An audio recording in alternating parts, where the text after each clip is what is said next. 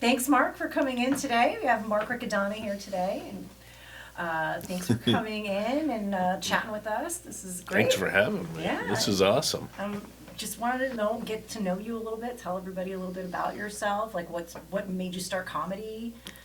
Oh man, that's like it. So we went to school together. For those of you who don't know, we actually went to acting school together at the American Academy, and for a job to pay the rent, I worked at a comedy club, and actually there was a whole bunch of us that we all worked at a comedy club, Yep. and I got talked into trying it. And I didn't think it was going to be a real thing. Like, I did Right. not think this is going to be what I do. Yeah. I did it literally because I was hanging out with so many comedians, and they were like, just go up, just go up. And I did it, and I had a really good time. And I was secretly wanting to do it. And I was Yeah. always writing and always doing my little thing. And I loved comedy as a kid and, whatever. But I didn't think it was like a real thing that you could do.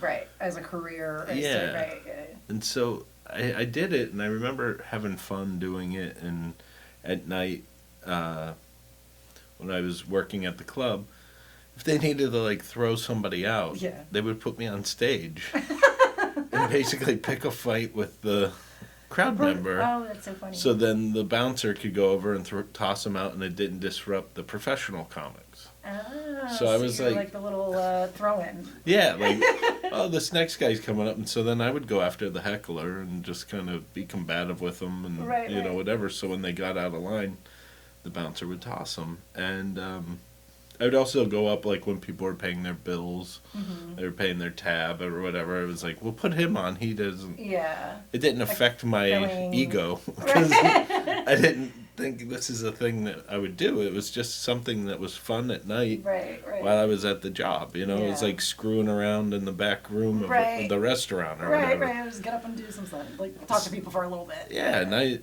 mean, I had stuff that I was writing down, and and whatever. If I look back at the material now, I'd probably cringe so yeah, much. I was gonna say, like, what is do you have a method for your material? Like, is there a way that you write? So when I first started, I love Stephen Wright. Uh-huh. I love Rodney Dangerfield. Yes. So when I started, I would try to write like them, just like set up punchline, one-liners. But the more and more I got like into this for real, where it was like, I think I'm going to try this for real. Mm-hmm. I realized my strength is in storytelling Yeah. and acting out things and, going in that direction. So it completely changed what I was doing. Right. It took you time to figure out what your comedy was going to be. Yeah, and they say, it takes 10 years to find your voice. Mm-hmm. And I was on the fast track, like, because I was getting up every single night, Yeah. multiple times. So, like, there would be 3 shows Oh. a night, and I would get up 3 times. But I was working, so it wasn't like, you talk to young comics now, and they, like, fight for stage time and whatever. Stage time was abundant. Like I had a ton you of were it. very lucky because that's very rare. And Right? I missed the whole, young comics talk about open mics and going to, I gotta go find a mic so I can work this out. I've never worked an open mic. Yeah. I've never done an open mic Wow. until later when I would go with friends. For fun, yeah, but But, not like, for material, not yeah, it for was- work, yeah. I didn't know I wanted to do this, so it was like I got handed the keys to the castle Before you know you before I knew I wanted to be there. Yeah. And I mean, I'm extremely lucky. But Yeah. everything in my life has come with luck. Like, I didn't know I wanted to be an actor. Yeah. I was going to go to the school to play football and just 4 more years of playing sports. And Yeah. I had a plan, and I was going to go to a school in Ohio and play football for 4 years. And I didn't care what my degree would be in. I just wanted Right. 4 more years of football. And I got hurt. And my football coach was like, you have to figure out what you want to do with your life. And I was just like, Wow. I don't know, acting. Right. And it was an excuse just to move to New York. Yeah. That's all it was. I did not think, I'm like, there's no way I'm going to This is get why into I'm here, acting yeah. school. There's no way. And somehow I got turned down from every school except for the best one I auditioned for. And then I Yeah. went to the academy. Yeah. And I actually asked Dino, the head of our school, I go, why did you pick me? Like, I had no idea what I was doing. And he goes, you were so green that we knew we could form you. You had no bad habits because you didn't have habits. Yeah. And so it was like, I lucked into that. Yeah, followed into it. And and then become a comic. And next thing I know, like, I had a car, Mm-hmm. and these comics liked me because I was the door guy, and they would go like, hey, you want to come do 15 minutes open for me in Cleveland? Right. I'll pay you. Just you have to drive us out there. Yeah. And, you just do 15 minutes, and I'm going to do my hour set. And I got to go on the road with these amazing comics that are, like, legendary now. Like, guys like Greg Giraldo and DJ Hazard. And so, like, I was like, wait, I'm getting paid to do this. I think if I really give it a shot, I think I could take a run at it. Yeah. So then I got really serious and then started writing, and that's when the finding my voice thing happened. Mm-hmm. And I had a really hard time and, like, bombed for almost like a year, where, like, I was not getting laughs and I would want to quit, and, like, I was like, this isn't worth it, and then I'd have one show where it would just give you just enough to not quit. enough to not quit. Yeah. You're like, just give me that taste. This is what it could be. Could be like if you were good. So it kept me in. Like, it just kept me in. And next thing I know, it's like 10 years in, and, like, the IRS knows I'm a comic. Right. Then you know for a fact this is it. And I didn't have any other job. Like, I left the job at the comedy club because I was going on the road all the time. Yeah. And to me, it was like, I mean, we're in Nashville, so I'm speaking to the people. But, like, you look at somebody like Townes Van Zandt and these, like, troubadour kind of guys like Steve Earle, and I was like, this romantic idea of, like, living on the road. I had my little apartment in New York, and I would just go on the road, and I was like, I was gone, and I missed everybody. Like, you were disappeared. But, like, I would just travel the country and traveled the world, and next thing I know is, like, you did those USO tours. USO tours. Just talk about that. That was so. I've done 22 of them. It's crazy. And it's what's wild is people thank me for doing it. Why are you thanking me? Like, I'm just telling jokes. I get to go home. These guys are stationed, in Iraq, Afghanistan. But you're giving them a little respite that they deserve. Yeah, no, and that's why you're being thanked. But, like, I'll come home and people will be like, "Thank you so much for doing that," and I'm like, well, "Don't thank me. I would do it in a heartbeat again." Like, if there was a way to be Bob Hope and just do that, I would do it. I mean, they're the greatest audiences. Yeah. They're excited to have a piece of home. I learned quickly on my first one, they dropped us in Iraq, and we were playing bases. There were just like 50 people. There were these little, they call them fobs, and you're out there, and it's like they haven't had any taste of home. Yeah, they're like, something American, right? They would want to smell the luggage. They'd be like, you haven't opened your suitcase yet? And, like, no, like, can I smell it? Okay. Go ahead, good luck. It smells like home. Everything over here smells the same. It's the same laundry detergent, the same whatever. They definitely did not know you when I smell your shit. It was clean. But they were so appreciative, and I learned quickly, because a lot of the comics were trying to write jokes about what was going on there. Like, about being on this base, and they're like, and I didn't. I was just doing stuff about, like, wife and kids and, that, and they really took to me because they were like, we want to hear about home. Yeah. We don't want to, we know what this is like. We know what's going on here. We know the shower sucks. Yeah. We want to forget about this stuff. Yeah. Take us home for an hour, so I really enjoyed doing it. That's awesome. And they were really appreciative, and they just kept asking to come back. And it's funny because some of the ones, you go to Iraq and Afghanistan, Kosovo, you go to these ones that you can tell they really need it. They need something. Yeah. But then you go to ones like in Spain, Greece, Italy, and you're like, do you really need me? Like, you guys have, these guys are fine. you guys are drinking the best wine in the world and like living on these bases nice that are on a Tuesday afternoon for them. Like, yeah, this is luxury. You know, I did understand Germany though, because those were where everybody went after they got out of the war zones. They would go to Germany to decompress, or Japan, and so those ones were like they've been through. They've been through a lot. Yeah. And so they're there to kind of acclimate back to Society, regular life. yeah. You know, and so like those ones were great because after the shows, people would come over and they'd tell you their story. Yeah. And it's like those times when you're in the war zone places or places like that, it's like the show is just the show. The real important stuff is after when they talk to you. Oh yeah, it's and the it's effect them. that you made to them and Yeah. hearing that and feeling that. Well, and then telling their story, and Yeah. you're just going like, wow, and you just talk to somebody and you'd hear their life story and they couldn't wait to tell you, Yeah. and it was like I could spend a week on each Just base listening just to talking them, to each yeah. person, and Yeah. I absolutely loved it. And then when it kind of slowed down for me where I wasn't going over a lot, and you know I was putting in to try to do more, and Armed Forces Entertainment was so good to us, and it slowed down, and I really do miss it. Yeah. And now I have kids, and you know, it was like a week after I got married, I went to Iraq. Oh my and god! then it was like, Angie didn't kill you? but her dad being a Marine Yes, was like, this is yeah, important. yeah, she totally knew, got it. yeah. And then it was like a week after my first son Axel was born. I went again, like for a month. Like, Oh my here's a new God. baby. Bye. Bye.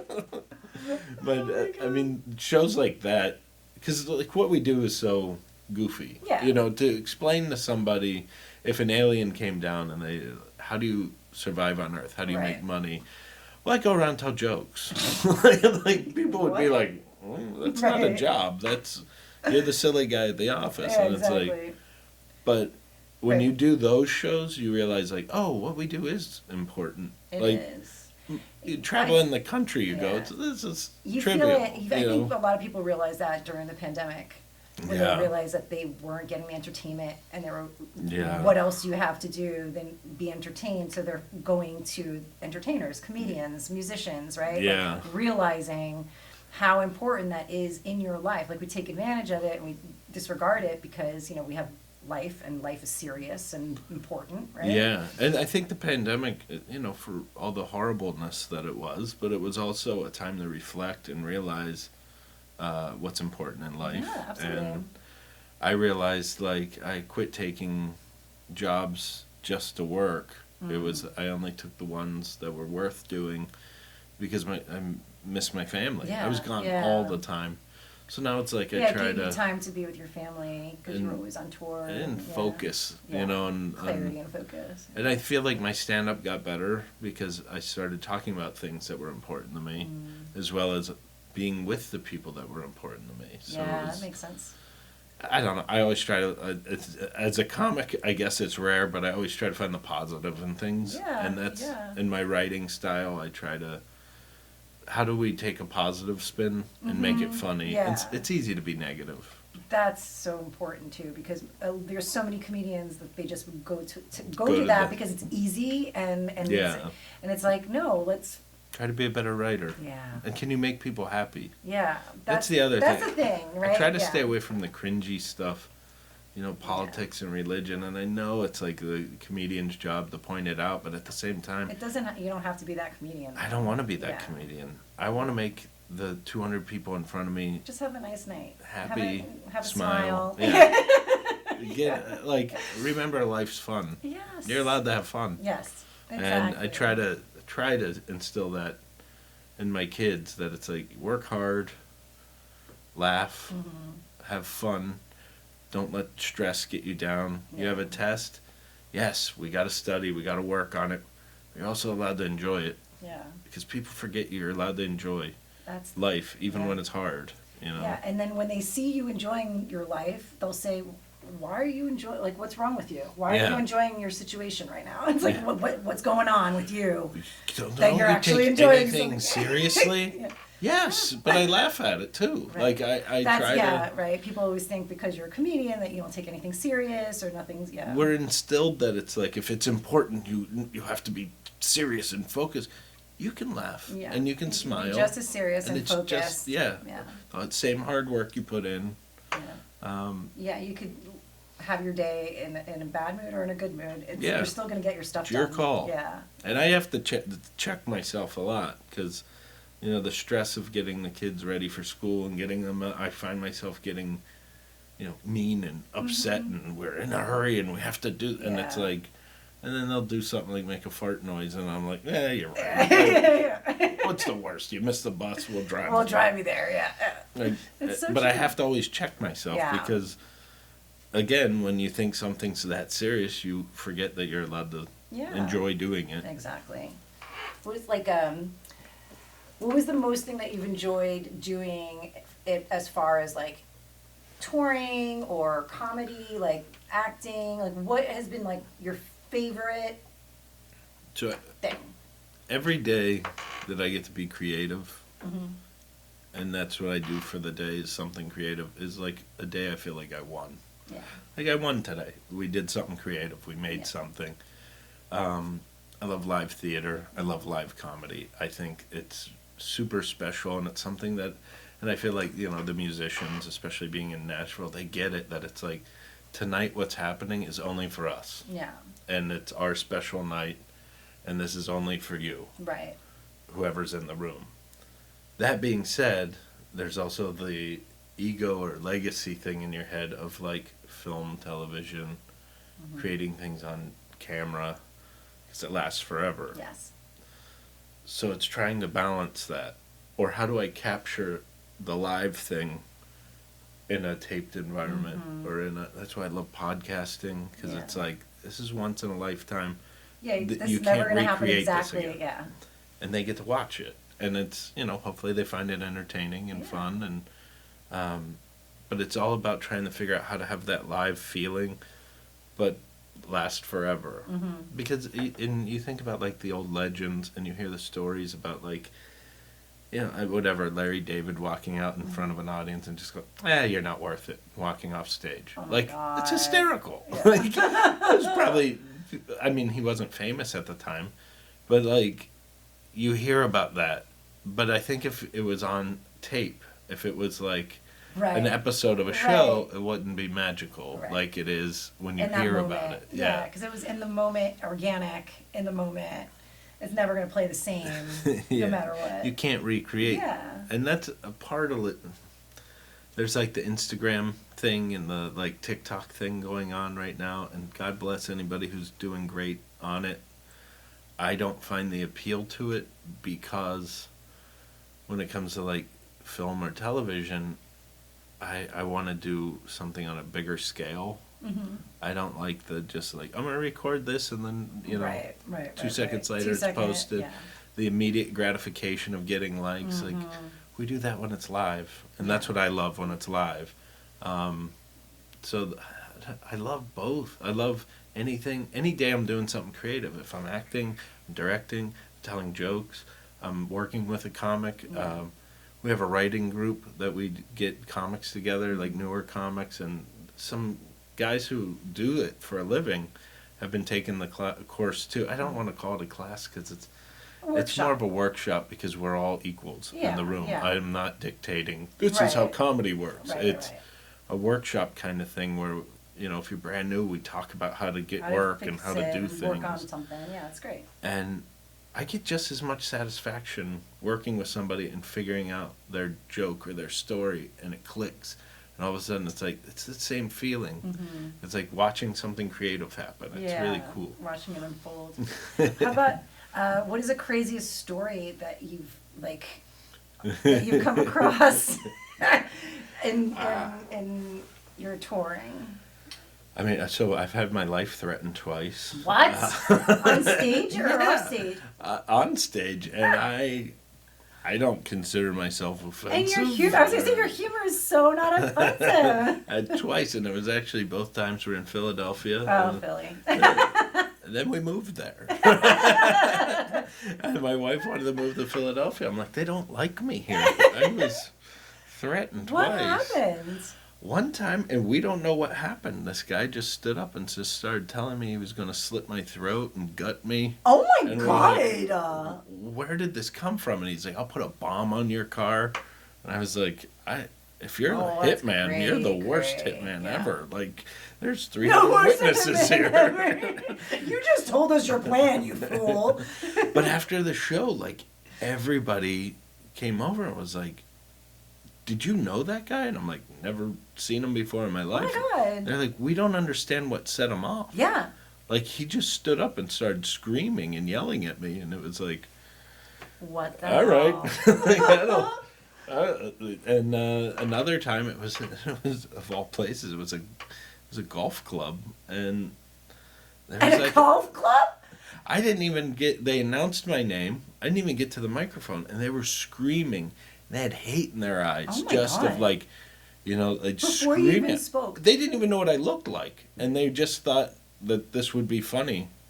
And it was like I've always done my time. Yeah. If you tell me I have to do a half hour, I will do a half hour. You tell me an hour, I do an hour. Yeah. I don't cut short, and that was the only time. They were screaming so loud and didn't let me talk that I just went, I'm done, and I walked off stage. Like, there was no winning my it God. back. Yeah, like my mouth is like, I'm like. I've never seen like hate like that. There was just their eyes just I can still see it sometimes at night. Of You're like like, scared. You're like, I'm in my covers. what happened? Like, I don't understand what happened. What the hell?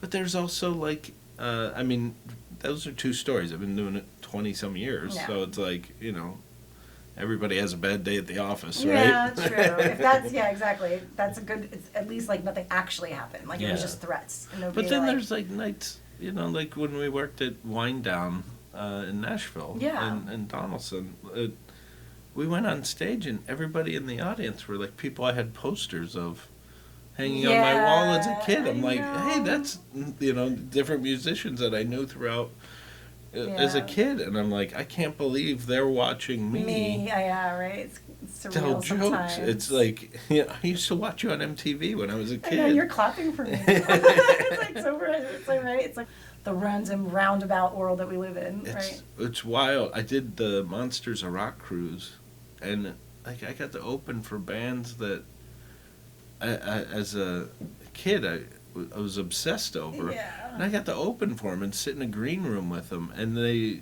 treated me like an equal. Yeah. But meanwhile on the inside, I'm like, oh my god, oh my god. But like I'm sitting there trying to act cool. Mr. Cool, right? Like, hey, I do man. this all the time. Like, it's cool. Yeah. We're just equals hanging out. That's so funny. How about inspiration? Because you're talking about musicians now. Who's been your biggest inspiration? There's a photo, and you can Google at home, and it's of Rodney Dangerfield and Eddie Murphy, and they're like mugging for the camera. That is literally my brain. Anytime a topic comes up that I'm like, I'm gonna write a joke about this, that picture pops up, and it's the two of them arguing over what the bit should be. 'Cause there's the Rodney Dangerfield in me that wants to make a corny, funny, just one-line joke, a setup punchline, and then there's the Eddie Murphy in me that wants to act it out and make Tell the voices stories, and tell yeah. the story. And they battle it out for what the joke will end up being. That's the two sides of my brain are those two guys. But That's great. I love all comedy. Like, and I'm not a prude. I try to work clean just because it's, I don't, More. well, yeah, there's more work out there, but you also don't know who's in the audience. Like, if I took my grandma's a bad reference because she probably would like the dirty comedy, but but if I was there with like somebody's there with their parents or their grandparents and they want to have a They're trying to have a fun nice night time. out. Yeah. Like I don't like when a comic's doing something really filthy and then judging the audience for not going with them. And it's like, I do understand that it's like, hey, whoever's Yeah, the... you got to read the room. You got to know Yeah. who you're. Yeah. But I do, Absolutely. that being said, I'm not a prude. I love Yeah, exactly. dirty comedy. Yeah. It makes me laugh as long as it's well done. Yeah. You know, I don't like dirty for dirty, but if it's like well done, I love Yeah. it. But I also love like a lot of clean comics and like, I mean, I just I find it all creative, and if it makes you laugh or it makes you think, like that's exciting. Yeah. You know, and, Absolutely. so I don't know, like as far as inspiration, there's a couple comics that they're not famous, they're not household names, but I look at guys like DJ Hazard, Spanky, even like Adam Ferrara. He's kind of a household name. Pete Corielli. There's all these comics, and like we hung out with Carl LeBove. He passed away, Yeah. and he was a guy that like I watched, and I'd watch them work, all of them, and I got to work with them a lot, and they'd inspire me. I'd want to go home and write, and I'd want to work on my act because I Yeah. was like, what they do to an audience. Yeah, I want to do that. Yeah, like to be able to. Somebody had a bad day, and they go and see them. They leave, and they're just. They're not having a bad day Yeah, anymore. they're and floating. You did that, yeah. And that's to me what's important. Is Absolutely. but I do love the guys like George Carlin and Yes. those guys who point out things and make you think, and Yes. change the way you think. Yeah. I think it was at the Academy. They said like, go to a movie to be entertained, go to the theater to have your life change. Yeah. And there's comics that do both. Yeah, And that's true. I'm go to be entertained guy. Yeah. I'm not You're not gonna gonna be change giving my any life. inspiration and changes. Yeah, don't think like me. Please don't think like me. What suggestions would you give to a newbie comedian, like starting out? Like, what would you? Don't rush. Don't rush. Everything's patience in this business, and even I see guys that have been doing it as long as me or longer, and they get frustrated over these people on TikTok who are getting famous right away and getting work right away. They've never performed stand up, but they're selling out comedy clubs. Yeah. Who cares? That's their journey. Yeah. It's be on the one you're on. Have patience. Work on your act. Work really hard. It's like what is it? I'm trying to think of the quote, but it's basically like live like a human, work like a god. Like when you're writing, really write. Yeah. And when you're performing, really perform. perform. Be there, and just take your time. Figure it out. When when it comes to you, it'll come to you. Yeah. But too many people are in a rush in this business, and it's. I feel like if you're doing it to be famous, then don't do it. Don't do it. Because, yeah, exactly. So you're here in Nashville. Yeah. What's your favorite thing about Nashville? Would you have like music, the food? What do you like to do here? I mean, all of the above. I mean, you know me. I love eating, and so this is a town to be in. There's so much Absolutely. good food. I mean, even like hole-in-the-wall places are like unbelievable. Yes. And I Like mean, I last love. night, you had a fried bologna sandwich, right?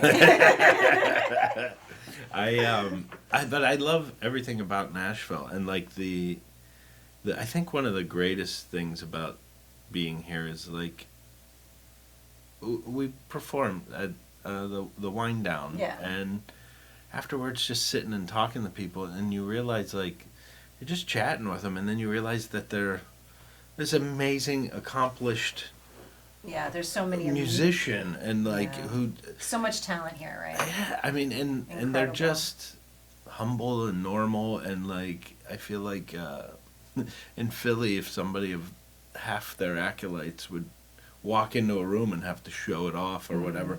Meanwhile, we're like sitting and talking to this couple, and they're amazing, and you find out he worked with Whitney Houston, sang backup, and he works with the Steve Miller Band. He's part of the Wooten Brothers. And it's like you're just going, and you're just this funny, cool guy hanging out. Yeah. And like it took talking to them for them to tell you, like they don't wear it on their sleeve. They're just Right. that person. Yeah. And I think the idea of Nashville is so cool because it's like there's so much talent here.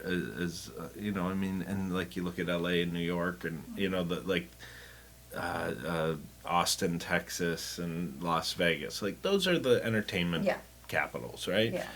Nashville's like the most humble, Yes, it is. and it's like it's really cool because you see people just are normal, and they're just they might be superstars and they might be amazingly accomplished, but they're just living life. Yeah. Like they're not, they feel like you go to Vegas and it's like Oh, yeah. the person. Was a background actor in a movie in They'll 1982, let you know it, but they like, let you know every second of the moment. Yeah. Every day. And so it's really cool to just like sit and talk to these people, and you realize the accomplishments and the Yeah. talent and the artistry of it, and it's not a put on thing. Like it's just these people are Genuine. really great artists, Yeah. and I don't feel like it's as fame hungry as like in L.A. Yeah. It's not pompous like New York. It's just a very regular town filled with amazing talent, Yeah. which is cool. Yeah, it is. It's great. Do you have a favorite place that you like to go when you come here? Anywhere you take me. I found my favorite place in Nashville is wherever I am. Okay. Wherever I'm at. It's we went down the last time we were at Printer's Alley, Yeah. and we went and saw awesome music last night. We were at Kid Rock's place, which was like wild.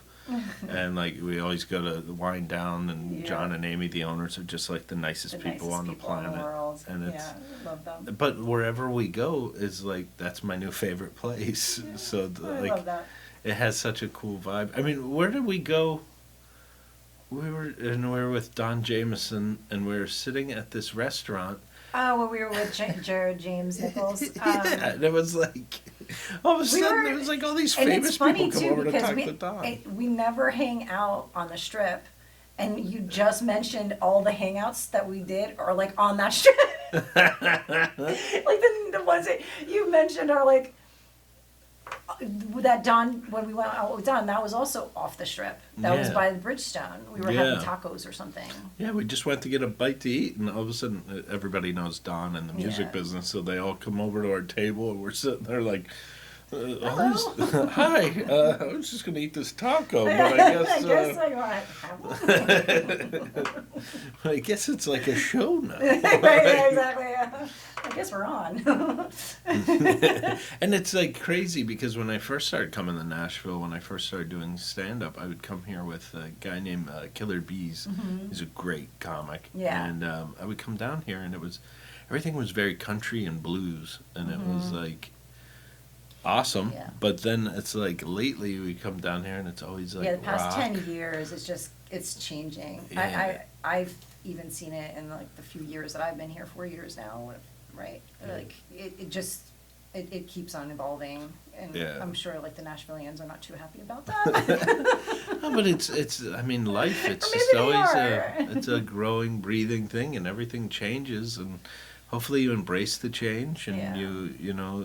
you can still stick to your roots and have those planted in the ground, but everything changes. I mean, the New York I moved to when I was 17 Oh yeah, it's not is the not the New same. York that's there Exactly. now. Oh yeah, from And- the New York that from when You're I a was baby.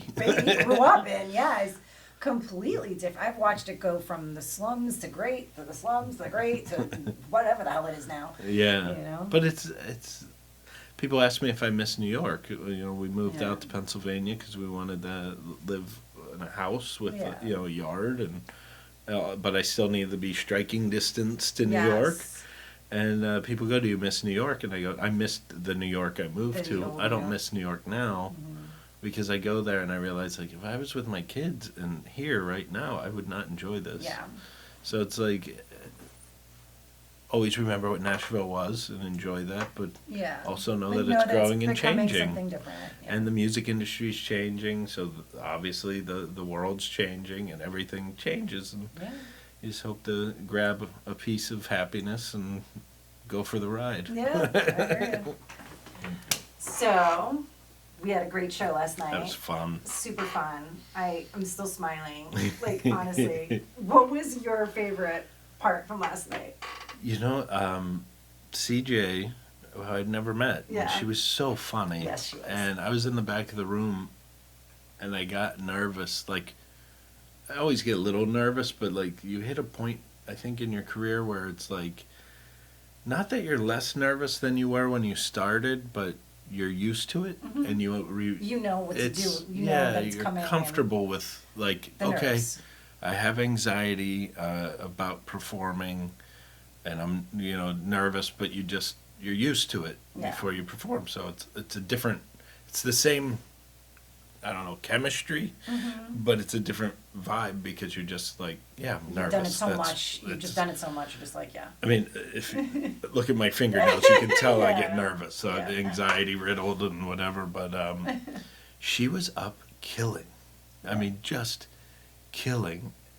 And I got like a shot of what it was like when I first started. There was a moment before I went on of like, oh my God, can I pull this off? Like, I'm really like, I have to go up and work. Yeah. And like it's a good feeling, and it's an exciting moment, but it's awesome when someone is on before you and they're just killing, and you go, I gotta come to play. Like I have to. Yeah, I gotta bring it. And I was like, oh man, and you don't want to go up with an energy of like, okay, I'm gonna do this because I'm a laid back act. Yeah. So it's like I have to go up and like reset this room of like, okay, we're downshifting to my Yeah, energy now. now. We're going to my energy, yeah. And because she had a very awesome presence. So Yes. when she was on stage and she was killing and everybody was loving everything she was doing, and I realized like, I got to change the energy for me. Right. Because I can't go up and try to mimic her Her energy. No, you got to So do I you. had this moment of like, oh yeah, like Yeah. we're coming to play. Like this is happening. This is gonna happen. And it's always when I first go up, and I had to really take my time and try not to mimic her energy, because that's like a big mistake, is trying to mimic the energy of whoever was on Somebody else before you before if they're you. doing well. So it was like there was a moment of like, uh-oh, are they coming? Are they coming? And it was like after about the second or third joke, I could see that people shifted into like, okay, it's a new person. And sometimes that doesn't work. Sometimes it takes a while to get the room back to you. Yeah. And it was really awesome to have that playing out in my head and playing out and letting me be in the moment in the room with the audience and trying to shift the energy to me. And I missed that. Like it was like, so last night I was like so excited, and I was so excited for her. Like I was so excited how well she was doing, and knowing like now I have to go. Yeah. And then when we all got to go on, the three of us at the panel, it was like, this is going to just be fun. It's so just fun. hanging out with friends. Yeah. And I just met her, but I feel like she was like a friend. Such a great energy, right? Yeah. Such a great person. I love it. How about podcasting? We were talking about podcasters. Well, everyone should listen to Drinks, Jokes, and Storytelling with course. Richie Byrne and Mark Riccadonna. Oh, yes, absolutely. Funny enough, you know what's weird with me with podcasting? I don't listen to any comedy podcasts. What do you listen to? What kind? Murders? I listen to Alan Alda. That is like the most random thing I ever heard. Why? He makes science enjoyable. I don't know anything about science, and I listen to him, and he interviews these great scientists, and they explain it. That's great. So you understand it. I love that so much. That like you're learning science. He's just an interesting. I love Alan Alda. He's very calm. Like he speaks very smooth, very calm. He's probably. I can. Now I'm gonna look it up. It's so good. It's so good. And I actually picked my therapist that I go to when we left New York. I got a therapist to, so I wouldn't, get Kill upset. somebody? Yeah. And I picked the therapist because he reminded me of Alan Alda. I was like, this guy is going to make me calm. He's going to make me happy. That's so funny. So now you know anytime you're stressed out. I'm just gonna get some Alan Alda for you and Mark, I'm play it telling on the you. loudspeaker. Mark's having a bad day. Put on MASH. Okay.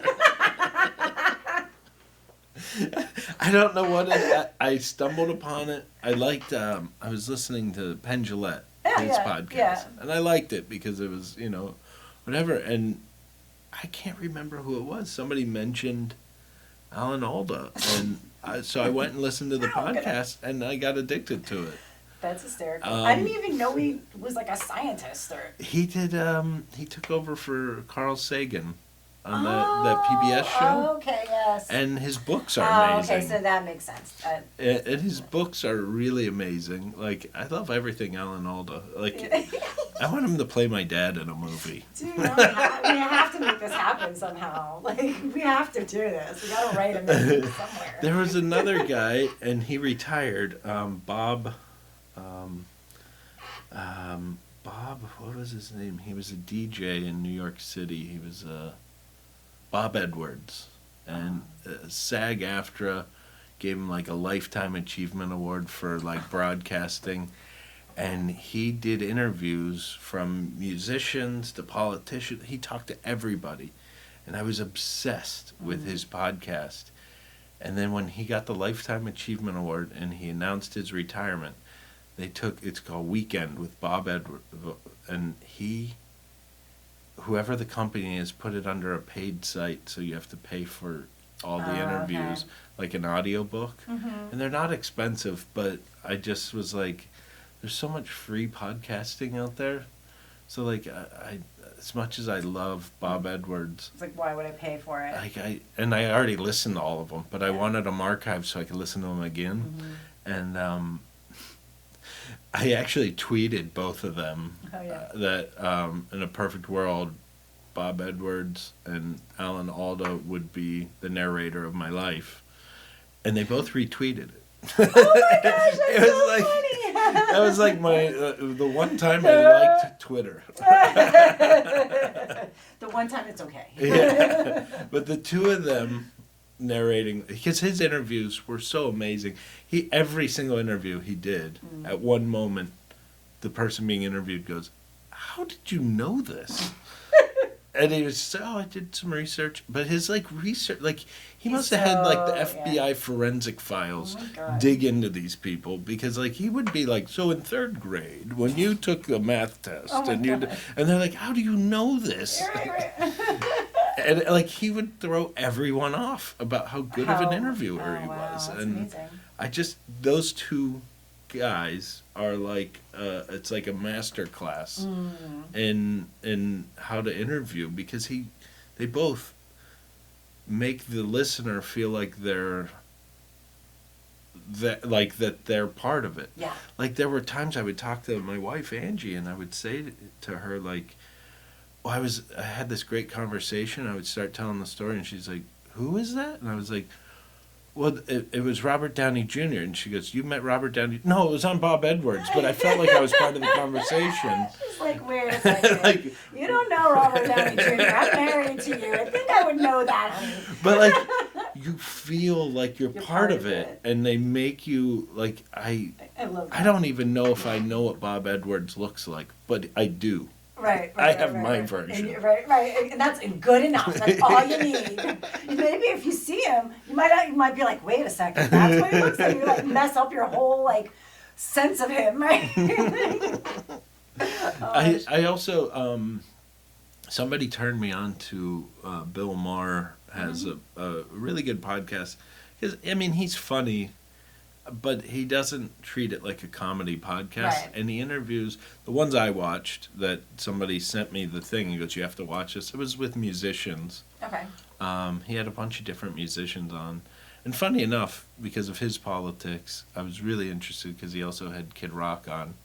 And those two are very polar opposites. Right. And it was a great, healthy conversation. And I feel like if we could all get to that place that they were at, we could all be friends again. Yeah. Everybody seems to be. It's us versus them in every aspect. And the two of them laughed and enjoyed it. and it was like, that's what we need. Exactly. And that's one of the reasons I don't want to talk politics, because you're just going to make both sides mad. Yeah, exactly. What's the point? And it's that people are very tight with what they believe, and we forget that you're allowed to not believe the same thing. Yeah. You're allowed to not agree, Yeah. but you don't have to be a jerk. Like, that's the bottom line. That's the bottom line. Exactly. Yeah. 100. 100. What is one question that you wish I asked you today? Want more chicken?